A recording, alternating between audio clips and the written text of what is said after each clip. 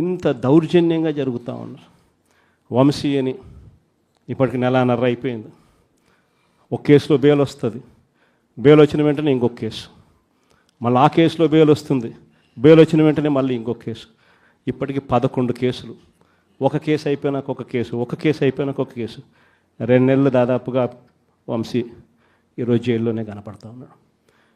ఇంకొక దళితుడు ఎక్స్-ఎంపీ నందిగామ సురేష్ పాపం నెలన్నర రోజులు పాపం జైల్లో పెట్టారు. బెయిల్ రాకుండా అడ్డుకుంటూ జైల్లో పెట్టారు. మళ్ళా చివరకు కోర్టుల ద్వారా ఎంతో కష్టపడితే బెయిల్ వచ్చింది. వచ్చిన తర్వాత మళ్ళా 3 నెలలు 4 నెలలు తిరగకపోతే మళ్ళీ ఈరోజు నిన్న మళ్ళా కేసు. వాళ్ళ ఇంటి దగ్గరికి ఒక వ్యక్తి వచ్చి దళితుడని కూడా చూడుకోకుండా ఆ మనిషిని ఈయనే తిడతాడు. ఎందుకు నన్ను తిడుతున్నావు అని చెప్పి ఈయన ప్రశ్నిస్తే ఈయన మీద కేసు పెట్టి జైల్లో పెడతా ఉన్న పరిస్థితి మొట్టమొదటిసారిగా ఇప్పుడు చూస్తూ ఉన్నాం. అది ఈరోజు ఇంత దారుణంగా ఈరోజు జరుగుతూ ఉంది.